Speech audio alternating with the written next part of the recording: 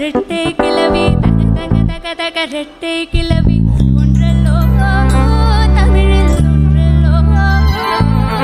பிரித்து வைத்தல் நியாயம் இல்லை பிரித்து பார்த்தால் பொருளும் இல்லை